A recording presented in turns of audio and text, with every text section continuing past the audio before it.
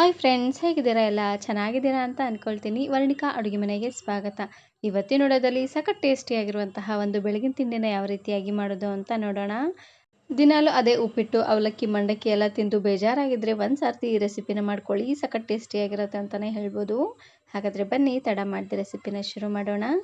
ಇದನ್ನು ಮಾಡಲಿಕ್ಕೆ ಮೊದಲು ನಾನಿಲ್ಲಿ ಒಂದು ಕುಕ್ಕರ್ಗೆ ಎಣ್ಣೆನ ಹಾಕ್ಕೊಳ್ತಾ ಇದ್ದೀನಿ. ಅರ್ಧ ಎಣ್ಣೆ ಅರ್ಧ ತುಪ್ಪ ಯಾವುದಾದ್ರೂ ಹಾಕ್ಕೊಳ್ಬೋದು. ನಾನಿಲ್ಲಿ ಪೂರ್ತಿ ಎಣ್ಣೆಲೇ ಮಾಡಿ ತೋರಿಸ್ತಾ ಇದ್ದೀನಿ. ಒಂದು 5ರಿಂದ 6 ಚಮಚ ಆಗುವಷ್ಟು ಎಣ್ಣೆನ ಹಾಕ್ಕೊಂಡು ಎಣ್ಣೆ ಸ್ವಲ್ಪ ಬಿಸಿ ಆದಮೇಲೆ ಇವಾಗ ನಾನಿಲ್ಲಿ ಡ್ರೈ ಮಸಾಲೆಗಳನ್ನು ಹಾಕ್ಕೊಳ್ತಾ ಇದ್ದೀನಿ. ಚಕ್ಕೆ, ಏಲಕ್ಕಿ, ಲವಂಗ ಮಸಾಲೆಗಳನ್ನು ಮೊದಲು ಎಣ್ಣೆಲೇ ಚೆನ್ನಾಗಿ ಇದನ್ನು ಫ್ರೈ ಮಾಡ್ಕೊಂಡು ತಗೊಳ್ಬೇಕು. ಈ ರೀತಿಯಾಗಿ ಮಾಡೋದ್ರಿಂದ ಫ್ಲೇವರ್ ತುಂಬಾ ಚೆನ್ನಾಗಿ ಬರುತ್ತೆ. ಹಾಗಾಗಿ ನೋಡಿ, ಈ ರೀತಿಯಾಗಿ ಮಸಾಲೆ ಎಲ್ಲ ಫ್ರೈ ಆದಮೇಲೆ ಇವಾಗ ನಾನಿಲ್ಲಿ ಸ್ವಲ್ಪ ತರಕಾರಿಗಳನ್ನು ತಗೊಂಡಿದ್ದೀನಿ. ಇದಕ್ಕೆ ನಾನಿಲ್ಲಿ ಕ್ಯಾರೆಟು, ಬೀನ್ಸು, ಈರುಳ್ಳಿ ಹಾಗೆಯೇ ಟೊಮೆಟೊನ ತಗೊಂಡಿದ್ದೀನಿ.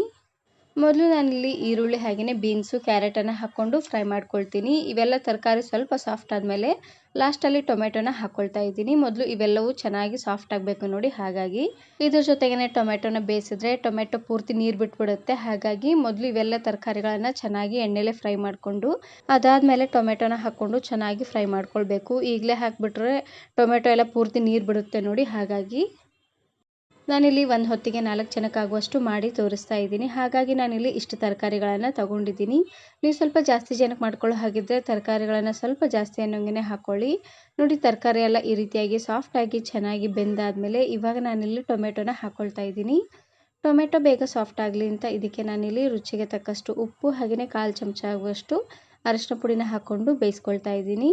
ಉಪ್ಪು ಹಾಗೆಯೇ ಅರಿಶಿನ ಪುಡಿನ ಹಾಕಿ ಬೇಯಿಸೋದ್ರಿಂದ ಟೊಮೆಟೊ ಬೇಗ ಸಾಫ್ಟ್ ಆಗುತ್ತೆ. ಇದ್ರ ಜೊತೆ ಬೇಕಿದ್ದರೆ ನೀವು ಸ್ವಲ್ಪ ಕ್ಯಾಪ್ಸಿಕಮ್ಮು ಹಾಗೆಯೇ ಆಲೂಗಡ್ಡೆ ಇದ್ದರೆ ಅದನ್ನು ಸಹ ಹಾಕ್ಕೊಳ್ಬೋದು. ಸೀಸನಲ್ಲಿ ಸಿಗುವಂತಹ ಯಾವುದಾದ್ರೂ ಕಾಳನ್ನು ಸಹ ನೀವು ಇದಕ್ಕೆ ಹಾಕ್ಕೊಳ್ಬೋದು.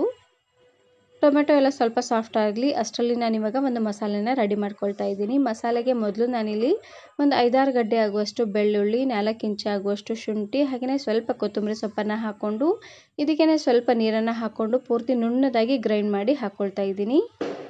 ಆದಷ್ಟು ಈ ಮಸಾಲೆ ಪೂರ್ತಿ ನುಣ್ಣದಾಗಿದ್ರೇ ಚೆನ್ನಾಗಿರುತ್ತೆ ನೋಡಿ. ಹಾಗಾಗಿ ಸ್ವಲ್ಪ ನುಣ್ಣದಾಗಿ ಗ್ರೈಂಡ್ ಮಾಡ್ಕೊಂಡು ತಗೊಳ್ಬೇಕು. ಇವಾಗ ಮಸಾಲೆನ ಹಾಕ್ಕೊಂಡು ಇದಕ್ಕೆ ನಾನಿಲ್ಲಿ ಲಾಸ್ಟಲ್ಲಿ 1 ಚಮಚ ಆಗುವಷ್ಟು ಗರಂ ಮಸಾಲನ ಹಾಕ್ಕೊಂಡು ಮಸಾಲೆಯಲ್ಲಿರುವಂಥ ಹಸಿ ವಾಸನೆ ಎಲ್ಲ ಪೂರ್ತಿಯಾಗಿ ಹೋಗೋವರೆಗೂ ಲೋ ಫ್ಲೇಮ್ನಲ್ಲೇ ಇಟ್ಟು ಬೇಯಿಸ್ಕೊಳ್ತಾ ಇದ್ದೀನಿ.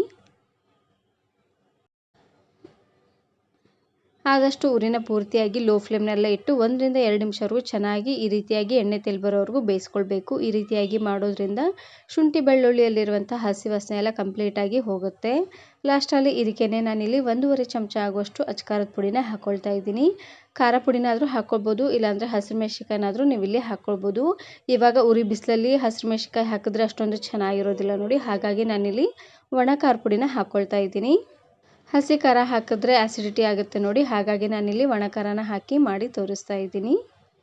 ನೋಡಿ, ಖಾರ ಪುಡಿನ ಹಾಕ್ಕೊಂಡು ಒಂದು ಸರ್ತಿ ಈ ರೀತಿಯಾಗಿ ಚೆನ್ನಾಗಿ ಇದನ್ನು ಮಿಕ್ಸ್ ಮಾಡಿಕೊಂಡು ಇವಾಗ ನಾನಿಲ್ಲಿ ಫ್ರೆಶ್ ಆಗಿರುವಂತಹ ಮೊಸರನ್ನ ಹಾಕ್ಕೊಳ್ತಾ ಇದ್ದೀನಿ.